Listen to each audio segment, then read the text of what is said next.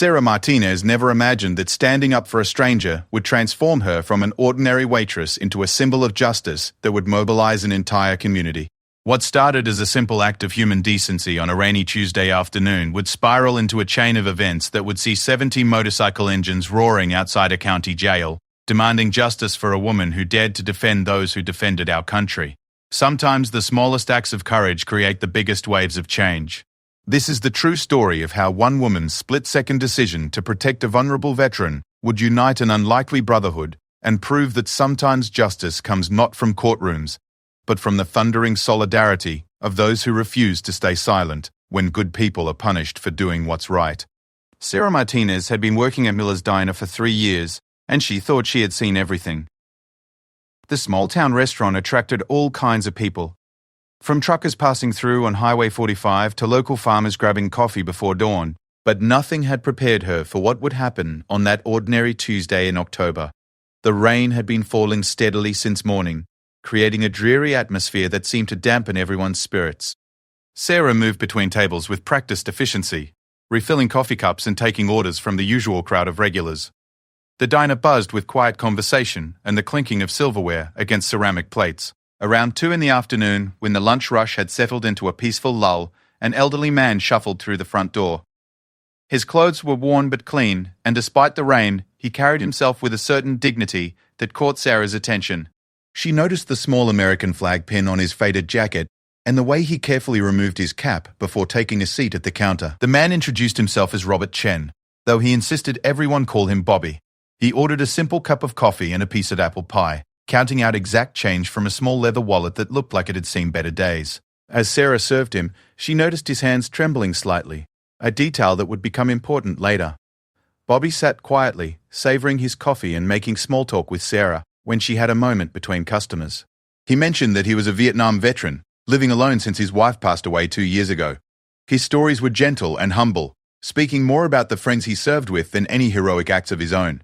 Sarah found herself genuinely enjoying their conversation during the quiet afternoon. At around 3:15, 3 young men entered the diner. They were loud and boisterous, clearly having had too much to drink despite the early hour. Their voices carried across the small restaurant as they complained about everything from the weather to the government. Sarah approached their table professionally, taking their order despite their rude comments and inappropriate jokes. What happened next would replay in Sarah's mind for weeks to come. As she was refilling Bobby's coffee cup, one of the drunk men noticed the veteran's flag pin and began making loud, disrespectful comments about soldiers and the military. Bobby tried to ignore the remarks, focusing on his pie and keeping his head down. But the verbal harassment escalated quickly. The young man, later identified as Derek Sullivan, stood up from his table and approached the counter where Bobby sat. His friends cheered him on as he began directing personal insults at the elderly veteran, calling him names that made other customers shift uncomfortably in their seats. Bobby remained calm, his military training evident in his controlled response. He simply asked to be left alone, speaking in a quiet voice that held decades of dignity. This only seemed to anger Derek more, who interpreted the veteran's calm demeanor as weakness rather than strength. The situation reached a breaking point when Derek decided that words weren't enough. In front of a diner full of witnesses, he drew back his leg and delivered a vicious kick to Bobby's back, sending the elderly man tumbling from his stool to the floor. The sound of Bobby hitting the ground echoed through the suddenly silent restaurant. For a moment, everyone froze. The other customers stared in shock, unsure of how to react to such an unprovoked assault on an elderly man. Derek's friends laughed nervously, as if they couldn't believe what had just happened either. Bobby lay on the floor, struggling to get up, his coffee cup shattered beside him. That was when Sarah Martinez made the decision that would change her life forever. Without hesitation, she rushed to Bobby's aid, helping him to his feet and checking if he was injured. But her protective instincts didn't stop there. Turning to face Derek, who was still standing over them with a smug expression, Sarah did something that surprised everyone in the diner, including herself. She grabbed a full coffee pot from behind the counter and threw its contents directly at Derek's chest. The hot coffee soaked through his shirt, causing him to yelp in pain and surprise. Before he could react further, Sarah positioned herself between Derek and Bobby, making it clear that any further aggression would have to go through her. The confrontation escalated quickly from there. Derek's friends rushed to his aid, angry about their companion's coffee-soaked condition. Other customers began pulling out phones to call for help, while some debated whether to intervene physically. The peaceful afternoon at Miller's Diner had transformed into chaos in a matter of minutes. Sarah stood her ground, even as Derek threatened her with retaliation.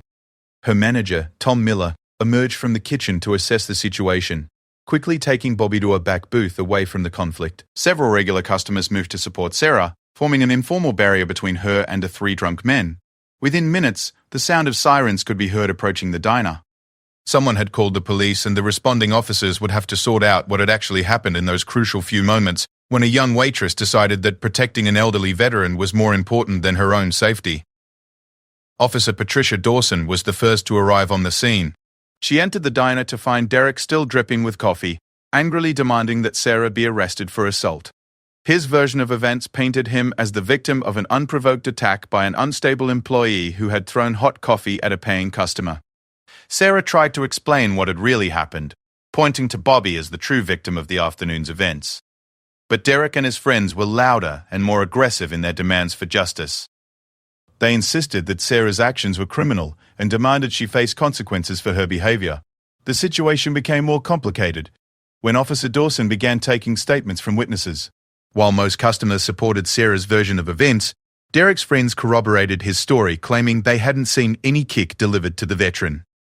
They painted Bobby as a confused old man who had fallen on his own, and Sarah as an aggressive employee who had overreacted to an innocent situation. Bobby himself was shaken by the assault and the chaotic aftermath.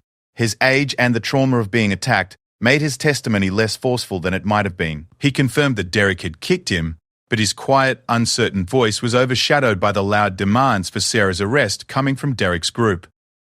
Officer Dawson found herself in a difficult position. She had conflicting accounts of what had happened: an injured elderly veteran, a young woman who claimed she was protecting him, and three men demanding justice for what they claimed was an unprovoked assault with hot coffee.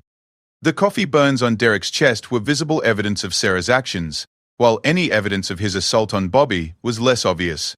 The elderly veteran showed no obvious injuries from his fall, though he complained of back pain and seemed disoriented by the whole experience.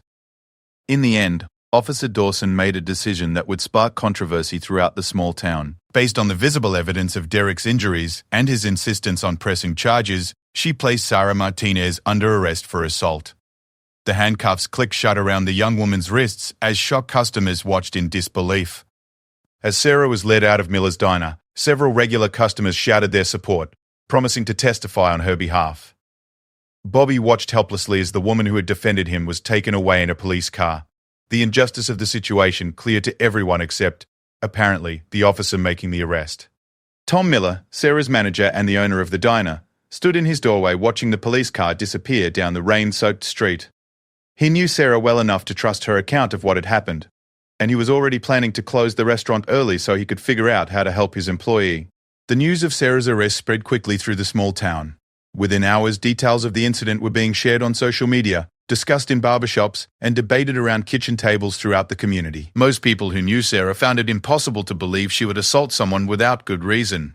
But the legal system had been set in motion, and Sarah Martinez spent her first night in the county jail, charged with assault for the crime of defending an elderly veteran from a brutal attack. Little did anyone know that her arrest would soon catch the attention of a group of people who had their own strong feelings about respecting veterans and protecting those who stand up for what's right.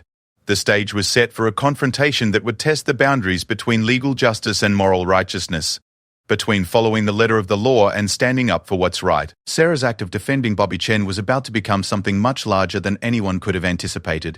As the rain continued to fall outside the county jail that night, Sarah lay awake on a narrow cot, wondering if doing the right thing had been worth the consequences she now faced. She had no way of knowing that her story was just beginning, and that help was already on the way from an unexpected source. The story might have ended there, with Sarah spending a few days in jail before making bail and eventually facing trial for assault. But in the age of social media and interconnected communities, news travels fast, especially when it involves injustice. Marcus Thompson, a regular customer at Miller's Diner who had witnessed the entire incident, couldn't shake what he had seen. A retired construction worker with a strong sense of right and wrong, Marcus had served 2 tours in Afghanistan and understood the bond between those who had worn the uniform. Seeing Bobby Chen kicked by a drunk young man, and then watching Sarah get arrested for defending him, felt like a betrayal of everything Marcus believed in. That evening, Marcus sat at his kitchen table and carefully typed out a detailed account of what had happened at the diner. He posted it on several Facebook groups dedicated to veterans affairs, local community discussions, and justice advocacy. His post was simple but powerful, describing the assault on Bobby and the arrest of the young woman who had tried to protect him. The response was immediate and overwhelming. Within hours, Marcus's post had been shared hundreds of times across different platforms. Veterans from across the region began commenting, sharing their own experiences with disrespect and violence, and expressing outrage that someone who defended an elderly veteran was now sitting in jail. One of those who saw Marcus's post was Jake Reynolds, president of the Brotherhood MC, a motorcycle club based about 50 miles from the small town where Sarah was being held. The Brotherhood MC was different from the stereotypical biker gangs often portrayed in movies. They were mostly working-class men, many of them veterans themselves, who had found community and purpose in their shared love of motorcycles and their commitment to helping fellow veterans. Jake had served 3 tours in Iraq before returning home to work as a mechanic, and eventually founding the Brotherhood MC.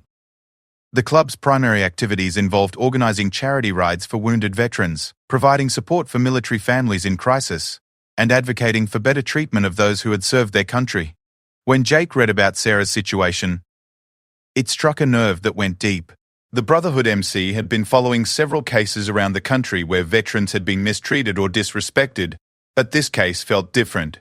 Here was a young woman, not even a veteran herself, who had risked her own safety and freedom to defend an elderly man who had served his country. The fact that she was now facing criminal charges for that act of heroism was something Jake and his members couldn't ignore. Jake called an emergency meeting of the Brotherhood MC for the next evening. Word spread quickly through the motorcycle community, and by 7 o'clock, the small clubhouse was packed with leather-clad bikers discussing what they had learned about Sarah's case. The room buzzed with anger and determination as members shared their thoughts on how to respond. Tommy Rodriguez, a Vietnam veteran who had joined the club after struggling with PTSD, stood up to address the group. His voice was steady but emotional as he described his own experiences with disrespect and violence after returning from war. He talked about the young soldiers he had known who never made it home, and how Bobby Chen represented all of them in some way. The room fell silent as Tommy spoke about Sarah's courage in defending a veteran she had never met before. He pointed out that she hadn't hesitated to put herself at risk, despite having no military training or obligation to intervene. Her actions, he argued, embodied the values that many veterans felt were disappearing from American society. Maria Santos, one of the few female members of the Brotherhood MC and a veteran of the First Gulf War, added her perspective to the discussion. She emphasized that this wasn't just about veterans' issues, but about basic human decency and the right to defend vulnerable people from violence. Sarah's arrest sent a message that standing up for what's right could be punished by the very system that was supposed to protect justice. As the meeting continued, more details about Sarah's situation emerged. Someone had contacted Tom Miller at the diner, who confirmed the account of events that Marcus had posted online. Other witnesses had come forward with similar stories, all supporting Sarah's version of what had happened that afternoon. The group also learned more about Bobby Chen's background. The elderly veteran had been struggling financially since his wife's death, living on a small pension and Social Security. He had no family in the area and few friends, making him an easy target for the kind of bullying he had experienced at the diner. The fact that he was Asian American added another layer to the incident, suggesting possible racial motivations behind Derek's attack. Jake Reynolds listened carefully to all the perspectives shared during the meeting. As the club president, he felt the weight of making a decision that could have serious consequences for all involved. The Brotherhood MC had always operated within the law, focusing their advocacy efforts on legal channels and community support. But this case felt like it demanded a stronger response. The discussion turned to what actions the club could take. Some members suggested organizing a protest outside the courthouse, where Sarah would eventually be tried. Others proposed starting a legal defense fund to help cover her attorney fees. A few more militant voices called for directly confronting Derek Sullivan and his friends, though Jake quickly shut down any talk of vigilante justice. It was Tommy Rodriguez who suggested the action that would ultimately make headlines across the country. He proposed that the Brotherhood MC organize a massive ride to the county jail where Sarah was being held, not to break any laws or threaten anyone, but to make a peaceful statement about the injustice of her situation. The idea was simple but powerful. Dozens of motorcycle riders would converge on the small town, parking their bikes outside the jail and conducting a peaceful demonstration in support of Sarah Martinez. The visual impact of so many bikers united behind a common cause would attract media attention and put pressure on local authorities to reconsider the charges against her. Jake liked the idea but wanted to make sure it was done right. He emphasized that this would be a completely legal demonstration, with no violence or law-breaking of any kind. Every participant would need to understand that they were there to support justice, not to intimidate or threaten anyone. The goal was to show solidarity with Sarah and to honor Bobby Chen, not to create more problems. The vote was unanimous. The Brotherhood MC would organize a ride to support Sarah Martinez, and they would invite other motorcycle clubs and veterans groups to join them. Jake estimated that they could probably gather 30 or 40 riders for such an event, enough to make a statement without overwhelming the small town where Sarah was being held. But Jake underestimated the power of the story that was spreading across social media and through the veteran community. As word of the planned ride spread, motorcycle clubs from across 3 states began expressing interest in participating. Veterans organizations that had never worked with biker groups before reached out to offer their support. The simple story of a waitress defending an elderly veteran had touched something deep in the American psyche, particularly among those who had served in the military or who felt that respect for veterans was declining in modern society. Sarah's arrest had become a symbol of a justice system that punished good people while protecting bullies. Within 48 hours of Jake's initial decision, the Brotherhood MC was coordinating with more than a dozen other motorcycle clubs and veterans groups. Phone calls and text messages flew back and forth as organizers tried to manage what was becoming a much larger event than anyone had originally envisioned. Media outlets began picking up the story as social media buzz reached a crescendo. Local news stations sent reporters to interview witnesses at Miller's Diner, while national veterans advocacy groups issued statements supporting Sarah and calling for the charges against her to be dropped. Bobby Chen, meanwhile, had been struggling with his own feelings about the situation. The elderly veteran felt guilty that his presence at the diner had somehow led to Sarah's arrest. He had been trying to visit her in jail, but his age and the bureaucratic processes made it difficult for him to navigate the system. Tom Miller, the diner owner, had become an unofficial spokesperson for Sarah, giving interviews to anyone who would listen about what kind of person she was and what had really happened that Tuesday afternoon. He described Sarah as one of the most caring and hardworking employees he had ever had, someone who regularly went out of her way to help customers and who had never shown any signs of violence or aggression. The contrast between Derek Sullivan's version of events and the accounts of other witnesses became more stark as more people came forward. Several customers who had been in the diner that day provided statements supporting Sarah's actions and confirming that Derek had indeed kicked Bobby Chen before she intervened. Derek himself had largely disappeared from public view, avoiding media requests and staying away from social media as the story grew. His friends who had initially supported his version of events began backing away from their statements as public opinion turned against them. As the weekend approached, Jake Reynolds found himself coordinating what had grown from a simple demonstration into a major event. Motorcycle clubs from as far as 200 miles away had committed to participating in the ride to support Sarah Martinez. Veterans groups, community organizations, and individual citizens who had been moved by her story were all planning to join the demonstration. The small town where Sarah was being held was about to experience something unprecedented. Local law enforcement was scrambling to prepare for an influx of hundreds of motorcycle riders, all converging on their quiet community to demand justice for a young woman who had defended an elderly veteran. Sheriff David Park, who oversaw the county jail where Sarah was being held, watched the growing social media attention with increasing concern. He had dealt with protests before, but nothing on this scale, and never involving such a large number of motorcycle riders.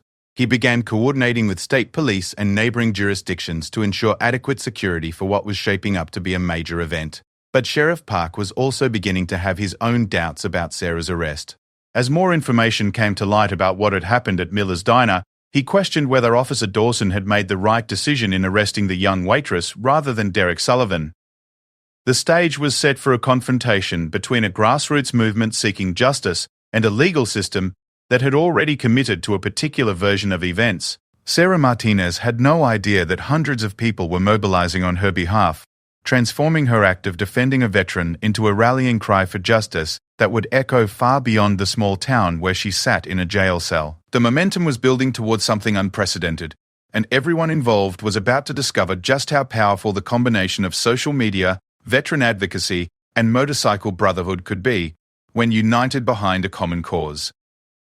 By Friday morning, The story had taken on a life of its own. What started as a local incident at a small-town diner was now being discussed on national news programs, veteran advocacy websites, and social media platforms across the country. The hashtag #JusticeForSarah was trending, with thousands of people sharing their own stories about defending others or witnessing injustice. Jake Reynolds stood in his garage, looking at his motorcycle and thinking about the responsibility he now carried. What had begun as a simple show of support for Sarah Martinez had evolved into something much larger and potentially more complicated. Phone calls were coming in from motorcycle clubs he had never heard of, all wanting to participate in what was being called the Ride for Justice. The original plan for 30 or 40 bikers had exploded into something approaching 70 confirmed riders, with more joining every hour. Jake had never organized anything on this scale, and he was beginning to understand the weight of leadership in a way he never had before. Every decision he made could affect not just Sarah's situation, but the safety and reputation of everyone who chose to follow him. Rebecca Martinez, Sarah's younger sister, had driven from 2 states away to be near the jail where her sister was being held. She had been following the growing support movement on social media with a mixture of gratitude and anxiety. While she was touched by the outpouring of support for Sarah, she worried about what might happen when so many passionate people converged on the small town. Rebecca had spent hours on the phone with Sarah's court-appointed attorney, Michael Chen, who happened to share a last name with Bobby Chen, though they were not related. Attorney Chen was overwhelmed by the attention the case was receiving and concerned about how the growing media circus might affect his ability to defend his client effectively. The legal situation was complex. While the charges against Sarah were serious, the evidence supporting her version of events was growing stronger each day. Security footage from the diner's parking lot showed Derek and his friends arriving clearly intoxicated, though the indoor cameras had malfunctioned that day, leaving the actual incident without video documentation. Emily Rodriguez, an emergency room physician who had treated Bobby Chen after the incident, came forward with medical evidence supporting his claim that he had been assaulted. Her examination had revealed bruising consistent with being kicked, and Bobby's age and physical condition made it clear that he could not have inflicted such injuries on himself through a simple fall. Meanwhile, Derek Sullivan's behavior in the days following the incident had become increasingly erratic. Friends reported that he was drinking more heavily and becoming paranoid about the attention his case was receiving. His initial bravado about pressing charges against Sarah had faded as public opinion turned overwhelmingly against him. The 3 men who had been with Derek that day were also feeling the pressure. Social media users had identified them from witness descriptions, and their employers were receiving calls demanding they be fired. The viral nature of the story meant that their participation in the incident would follow them indefinitely, creating consequences that extended far beyond the legal system. Sheriff David Park was working around the clock to prepare for the motorcycle rally that was now scheduled for Saturday afternoon. He had consulted with experts in crowd control and protest management, but most of their advice focused on dealing with angry, unruly crowds rather than organized groups with legitimate grievances. The sheriff found himself in a difficult position. He had a responsibility to maintain order and protect public safety, but he also recognized that the protesters had legitimate concerns about justice. His own review of the case file had raised questions about whether the right person had been arrested that day at Miller's Diner. Local business owners were divided about the approaching demonstration. Some worried about the potential for violence or property damage if things got out of hand. Others saw it as an opportunity to support justice and possibly attract positive attention to their small community. Miller's Diner had become an unofficial pilgrimage site, with people stopping by to take photos and hear Tom Miller's first-hand account of what had happened. Tom Miller found himself thrust into the role of unofficial spokesman for Sarah's cause.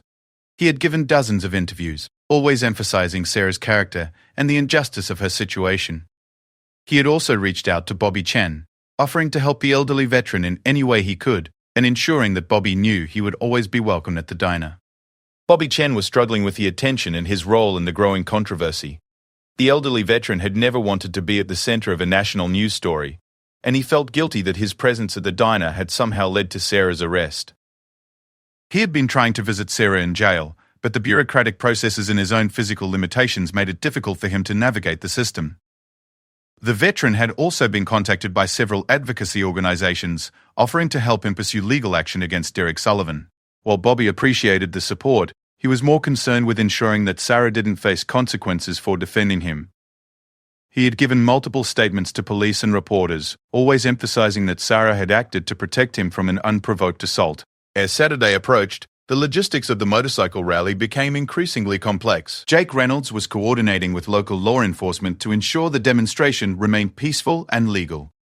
They had secured permits for the gathering and established ground rules that all participants were expected to follow. The rules were simple but strict. No weapons of any kind would be allowed.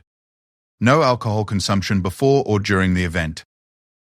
All interactions with law enforcement and media would be respectful and peaceful. Anyone who violated these guidelines would be asked to leave immediately. The goal was to show support for Sarah and honor Bobby Chen, not to create conflict or give authorities a reason to crack down on the demonstration. But Jake was also aware that not everyone planning to attend the rally was under his direct control. Word of the event had spread far beyond the motorcycle club community, attracting activists, veterans, and concerned citizens who shared the goal of supporting Sarah but might have different ideas about how to achieve it. Friday evening brought an unexpected development that would complicate everything. Derek Sullivan, apparently unable to handle the mounting pressure and negative attention, was arrested for public intoxication and disorderly conduct at a local bar. The incident involved him starting a fight with other patrons who recognized him from news coverage of Sarah's case. Derek's arrest created a new dynamic in the story. Here was the man who had claimed to be the victim of Sarah's assault, now facing his own criminal charges for behavior that seemed to validate what witnesses had said about his character. The timing, just hours before the planned rally, seemed almost too perfect to be coincidental. Attorney Michael Chen saw Derek's arrest as potentially helpful to Sarah's case, as it undermined his credibility as a victim and witness, but he also worried that it might escalate tensions and make the upcoming demonstration more volatile. He reached out to Jake Reynolds to discuss how this new development might affect their plans. Jake made the decision to proceed with the rally as planned, but he emphasized even more strongly the need for peaceful, lawful behavior from all participants. Derek's arrest provided more evidence that Sarah had been right to defend Bobby Chen, but it also meant that emotions would be running higher and the potential for conflict was greater. Saturday morning dawned clear and cold, perfect weather for motorcycle riding. As riders began gathering at designated meeting points across the region, the scale of the response became clear. What had started as a local demonstration was becoming a regional movement, with participants coming from hundreds of miles away to show their support for justice. The riders represented every demographic imaginable. There were grizzled veterans on classic Harley-Davidsons, young professionals on sport bikes, families on touring motorcycles, and everything in between. What united them was a shared sense that Sarah Martinez had been wronged and that standing up for veterans like Bobby Chen was a cause worth supporting. Local media was out in force to cover the gathering, with news trucks and reporters positioned at various points along the route to the county jail. National news outlets had also sent crews, recognizing that the story had captured public attention in a way that transcended typical local news coverage. The first group of motorcycles arrived at the county jail parking lot at exactly noon, as planned. They arranged themselves in orderly rows, their engines creating a thunderous rumble that could be heard for blocks in every direction. As more riders arrived, the sound grew even more impressive, a mechanical symphony that announced the arrival of people who refused to stay silent about injustice. Sheriff Park watched from his office window as the parking lot filled with motorcycles and their riders. Despite his concerns, the gathering appeared to be peaceful and well organized. The riders were following the agreed-upon guidelines, staying in designated areas and avoiding any behavior that could be construed as threatening or illegal. Inside the jail, Sarah Martinez could hear the sound of the motorcycles but had no idea what it meant. She had been largely isolated from news coverage of her case, receiving only brief updates from her attorney and limited phone calls from her sister. The growing roar outside her window was mysterious and somewhat frightening until a sympathetic guard explained what was happening. The guard told Sarah about the motorcycle rally organized in her support, about the social media campaign demanding justice in her case, and about the growing evidence that she had been right to defend Bobby Chen. For the first time since her arrest, Sarah felt a glimmer of hope that maybe, just maybe, the truth would eventually come out. As more motorcycles continued to arrive, the demonstration took on an almost festival-like atmosphere. Riders shared stories about their own military service, their reasons for supporting Sarah, and their hopes for a just resolution to the case. Food trucks appeared to serve the growing crowd, and local businesses reported a surge in customers as people stopped to grab supplies or use restrooms. By mid-afternoon, the count of motorcycles had reached 70, exactly as the story's title would later record. But the impact was far greater than the numbers suggested. The sight of so many people willing to travel great distances and take time from their weekends to support a young woman they had never met sent a powerful message about community, justice, and the enduring bonds between those who serve and those who support them. The demonstration was peaceful, legal, and powerful. But it was also just the beginning of what would become a much larger movement for justice, one that would ultimately force a small-town legal system to confront the consequences of arresting someone for doing the right thing. The sight of 70 motorcycles arranged in perfect formation outside the county jail was unlike anything the small town had ever witnessed. The thunderous rumble of engines created a sound that seemed to shake the very foundations of the building where Sarah Martinez sat in her cell, unaware that an army of advocates had mobilized on her behalf.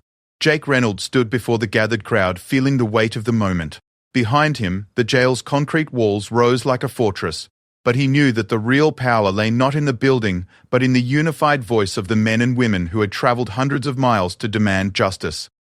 He raised his hand and 70 engines fell silent in perfect unison, creating a sudden, profound quiet that seemed to amplify the significance of what was about to happen. The crowd that had gathered was more diverse than anyone could have predicted. There were motorcycle club members in leather vests, veterans in military caps and jackets, families who had driven for hours to show their support, and local citizens who had been moved by Sarah's story.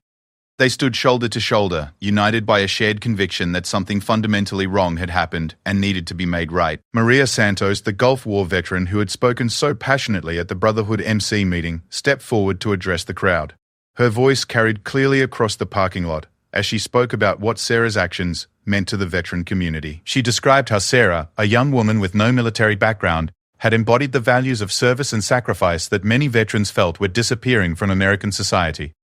The crowd listened intently as Maria told them about Bobby Chen, the elderly veteran whose simple desire for a cup of coffee and a piece of pie had led to such an explosive chain of events. She emphasized that this wasn't just about one incident at a diner, but about the broader question of how society treats its most vulnerable members and whether good people would be punished for standing up to bullies.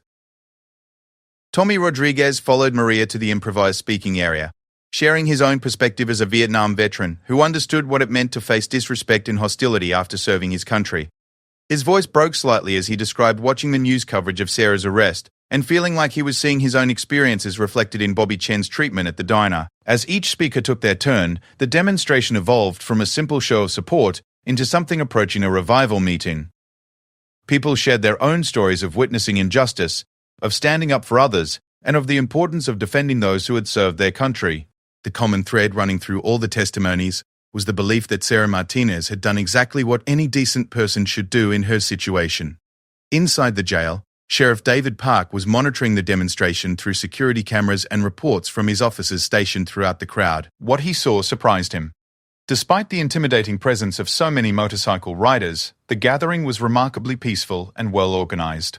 Participants were following the established guidelines, staying in designated areas, and maintaining a respectful distance from the jail building. The sheriff found himself in an increasingly uncomfortable position. The peaceful nature of the demonstration made it clear that these were not troublemakers or criminals, but concerned citizens exercising their constitutional right to peaceful assembly. Their cause was legitimate, their behavior was exemplary, and their message was resonating far beyond the boundaries of his small community. Sheriff Park had been reviewing the case file throughout the week, and the more he learned about the incident at Miller's Diner, the more questions he had about Officer Dawson's decision to arrest Sarah rather than Derek Sullivan. The mounting evidence supporting Sarah's version of events, combined with Derek's own arrest for disorderly conduct, was painting a picture that made the charges against Sarah look increasingly questionable. Dr. Hoffman, Emily Rodriguez arrived at the demonstration in the early afternoon, having driven from the hospital where she worked to add her voice to those calling for justice. As the physician who had treated Bobby Chen after the assault, she had unique insight into the case that she felt compelled to share. Her presence added medical credibility to the claims that Bobby had indeed been assaulted, providing professional validation for Sarah's actions. The doctor spoke to the crowd about her examination of Bobby Chen, describing injuries that were clearly consistent with being kicked by someone Derek Sullivan's size and age. She emphasized that Bobby's advanced age and physical frailty meant that even a seemingly minor assault could have caused serious injury or worse. Sarah's quick intervention may have prevented a tragedy. As the afternoon progressed, the demonstration attracted additional media attention from regional and national outlets. News crews positioned themselves strategically around the gathering, capturing images of the motorcycles, interviews with participants, and the overall peaceful nature of the protest. The visual impact of so many bikes arranged in formation created compelling television and photographs that would be shared widely. Rebecca Martinez arrived at the demonstration in the late afternoon, having finally received permission to visit her sister in jail. The sight of so many people supporting Sarah brought tears to her eyes, and she was overwhelmed by the kindness and determination of complete strangers who had traveled great distances to stand up for justice. Rebecca was invited to address the crowd, and her emotional testimony about her sister's character proved to be one of the most powerful moments of the day. She described Sarah as someone who had always stood up for others, who worked multiple jobs to support their family, and who had never shown any sign of violence or aggression throughout her life. The idea that Sarah was now facing criminal charges for protecting an elderly veteran was, in Rebecca's words, a betrayal of everything good about America. The crowd's response to Rebecca's speech was immediate and overwhelming. Spontaneous applause erupted, followed by chants of "Free Sarah" and "Justice Now" that could be heard for blocks in every direction. The emotional intensity of the moment seemed to crystallize everyone's feelings about the case and strengthen their resolve to see it through to a just conclusion. Bobby Chen arrived at the demonstration shortly after Rebecca finished speaking, having finally managed to navigate the transportation and mobility challenges that had prevented him from participating earlier. The elderly veteran's presence added a powerful dimension to the gathering, as he was able to speak directly about what had happened at the diner and express his gratitude for Sarah's intervention. Bobby's testimony was simple but devastating to any remaining credibility Derek Sullivan might have had. The elderly veteran calmly but firmly described being kicked while sitting at the diner counter, falling to the floor, and watching Sarah come to his aid without any hesitation. He emphasized that Sarah's actions had protected him from further violence and that he felt terrible she was facing consequences for defending him. The veteran's presence also provided an opportunity for the motorcycle riders and other participants to show their respect for military service in a very personal way. Many approached Bobby individually to shake his hand, thank him for his service, and assure him that they would continue fighting for justice until Sarah was freed and the charges against her were dropped. As the sun began to set, Jake Reynolds made the decision to maintain the demonstration through the evening. The peaceful, legal nature of the gathering meant that there was no legal basis for authorities to force them to leave, and the impact of their presence seemed to be growing with each passing hour. Social media coverage of the event was reaching millions of people, putting increasing pressure on local officials to reconsider Sarah's case. The decision to continue the demonstration overnight transformed it from a day-long protest into something approaching a vigil. Participants began making arrangements to take shifts, ensuring that there would always be a significant presence of motorcycles and supporters outside the jail where Sarah was being held. Local businesses responded by staying open later than usual, providing food and restaurant facilities for the demonstrators. As night fell, the parked motorcycles took on an even more dramatic appearance. Their chrome and metal reflected the streetlights, creating a sea of mechanical solidarity that stretched across the parking lot. The sound of engines starting and stopping as shifts changed provided a constant reminder that the community's commitment to justice was not wavering. Inside the jail, Sarah Martinez spent her first night since the arrest knowing that she was not alone. The sound of motorcycles outside her window, the knowledge that strangers had traveled hundreds of miles to support her, and the growing evidence that her version of events was being vindicated gave her hope that the truth would eventually prevail. Sheriff Park worked through the night, coordinating with his officers and monitoring the demonstration for any signs of trouble. But the longer the gathering continued without incident, the more impressed he became with the organizers' ability to maintain order and discipline. These were not angry troublemakers, but concerned citizens demanding justice, and their peaceful persistence was more powerful than any amount of anger or violence could have been. The overnight vigil also provided an opportunity for more people to join the demonstration. Word continued to spread through social media and news coverage, attracting additional supporters who arrived throughout the evening and early morning hours. By dawn, the number of participants had grown beyond the original 70 motorcycles to include dozens of cars, trucks, and additional bikes carrying people who felt compelled to be part of the movement for justice. The transformation of the demonstration from a single-day event into an ongoing vigil sent a clear message to local authorities and anyone else watching. This was not a fleeting protest that would disappear once people got tired or bored. It was a sustained commitment to justice that would continue until Sarah Martinez was freed and the charges against her were dropped. As Sunday morning arrived, the demonstration had evolved into something unprecedented in the small town's history. What had begun as a show of support for one young woman had become a powerful statement about community values, military service, and the importance of standing up for what's right. The 70 motorcycles that had started the gathering had been joined by a movement that stretched far beyond the boundaries of any single group or organization. The stage was now set for the climactic confrontation between grassroots justice and institutional power, between the voice of the community and the machinery of the legal system. Sarah Martinez remained in her cell, but she was no longer alone. Outside her window, an entire community was demanding that the right thing be done, and their persistence was about to force a reckoning that would determine whether justice or bureaucracy would prevail. Sunday morning brought an unexpected visitor to the county jail. District Attorney Patricia Williams arrived at her office before dawn. Having spent a sleepless night reviewing the Sarah Martinez case file and monitoring the ongoing demonstration outside the detention facility, the sustained pressure from the motorcycle vigil, combined with mounting media attention and new evidence supporting Sarah's version of events, had forced her to take a hard look at whether justice was being served. D.A. Williams had built her career on the principle that the law must be applied fairly and consistently, regardless of public pressure or media attention. But she also understood that sometimes the initial response to an incident could be flawed, and that a prosecutor's job was to seek justice, not simply to win cases. As she reviewed the evidence, she was becoming convinced that a serious mistake had been made. The medical evidence from Dr. Rod Shear Rodriguez clearly supported Bobby Chen's claim that he had been assaulted. Security footage from outside Miller's Diner showed Derek Sullivan and his friends arriving visibly intoxicated. Witness statements overwhelmingly corroborated Sarah's account of events. Most damaging of all, Derek's arrest for disorderly conduct just days earlier suggested a pattern of aggressive behavior that made his version of events increasingly implausible. Sheriff David Park arrived at the jail early Sunday morning to brief D.A. Williams on the situation. The demonstration had continued peacefully through the night, with participants maintaining their vigil and shifts to ensure constant presence.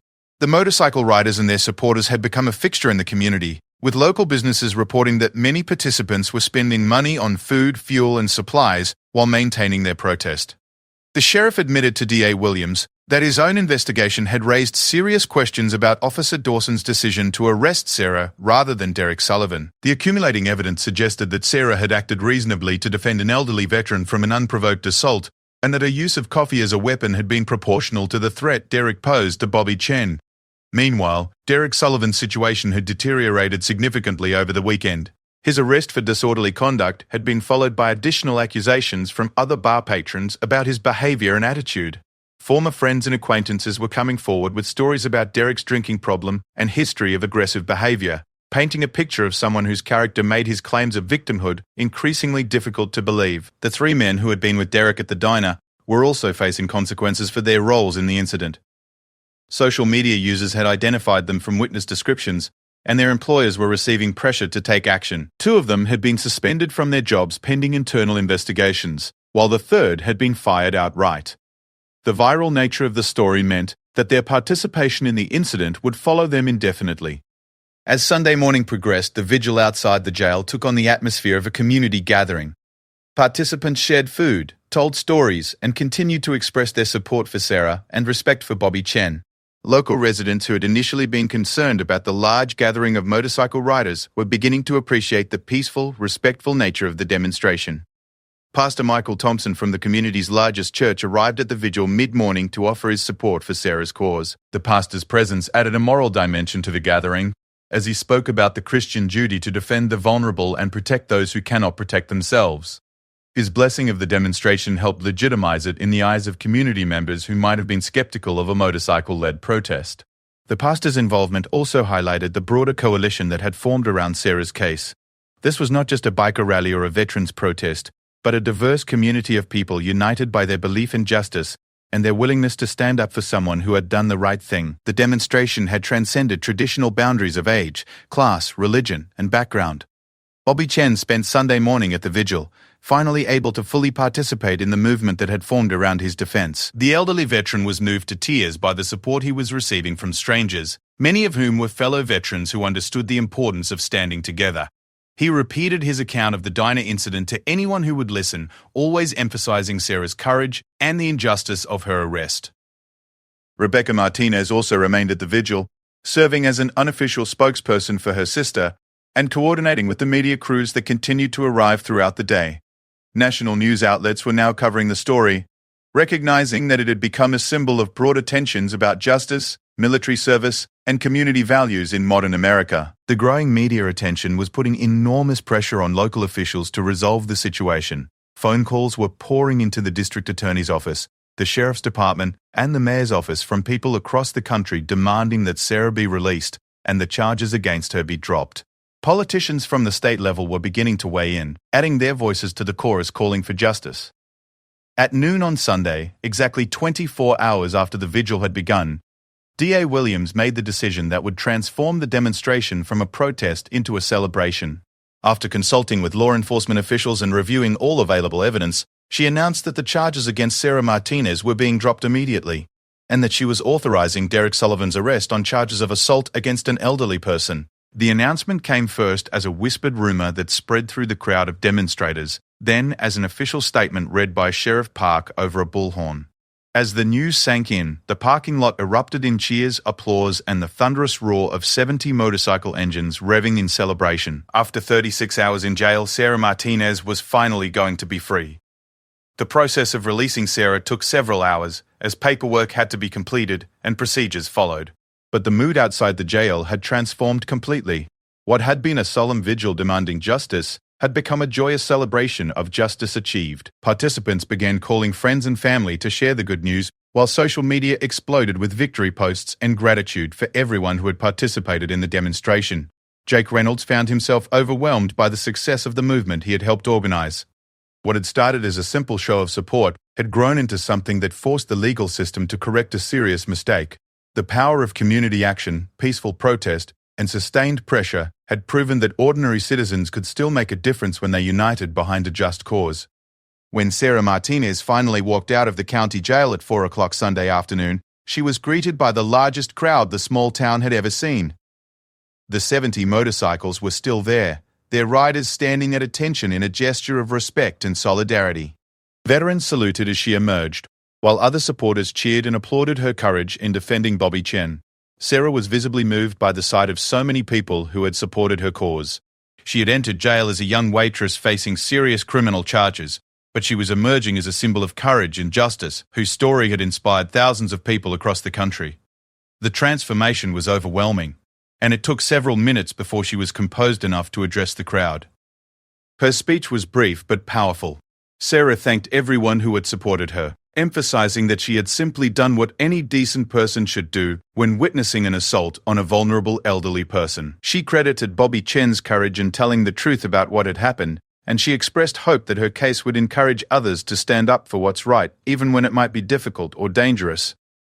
Bobby Chen was given the honor of escorting Sarah from the jail to the parking lot where the motorcycles waited. The symbolism was perfect.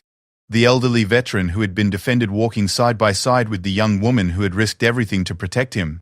Their brief journey from the jail door to the demonstration area represented a victory for justice and a vindication of the values that had brought so many people together. The celebration continued for several hours, with participants sharing stories, taking photos, and planning future activities to support veteran causes and community justice initiatives.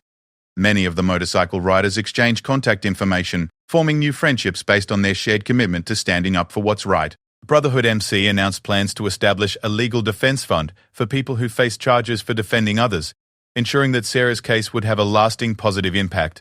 As the sun set on Sunday evening, the motorcycles began to disperse, their riders heading home to communities across 3 states. But the impact of their gathering would continue to resonate far beyond the small town where they had converged. News coverage of Sarah's release and the successful demonstration would inspire similar actions in other communities, while the legal precedent established by dropping charges against her would provide protection for future Good Samaritans.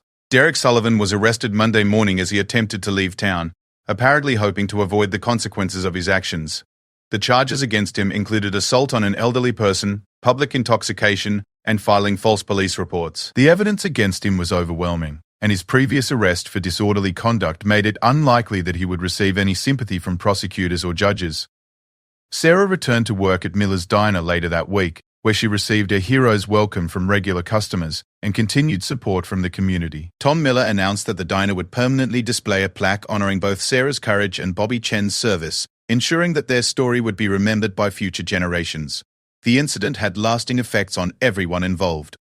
Officer Patricia Dawson faced internal review for her handling of the original incident and was required to undergo additional training on domestic violence and victim identification. Sheriff Park implemented new protocols for investigating cases involving veterans and vulnerable populations, while DA Williams used Sarah's case as an example in training sessions for prosecutors about the importance of thoroughly investigating all aspects of an incident. Bobby Chen became a regular speaker at veteran events and community gatherings, sharing his story and emphasizing the importance of standing together against bullying and violence. He also developed a close friendship with Sarah and her family, often joking that his quest for apple pie had led to finding a surrogate granddaughter who had changed his life in ways he never could have imagined. The story of Sarah Martinez and the 70 bikers who rode to her defense became a symbol of what American communities could accomplish when they united behind justice and common decency. It demonstrated that ordinary people still had the power to correct injustices and that peaceful protest could be more effective than violence or intimidation in achieving lasting change. Years later, the parking lot outside the county jail would be renamed Sarah Martinez Justice Plaza in honor of the young woman whose courage had inspired a movement. A small monument would mark the spot where 70 motorcycle riders had gathered to demand justice, serving as a permanent reminder that sometimes the most powerful force in society is the simple human desire to do what's right, regardless of the consequences.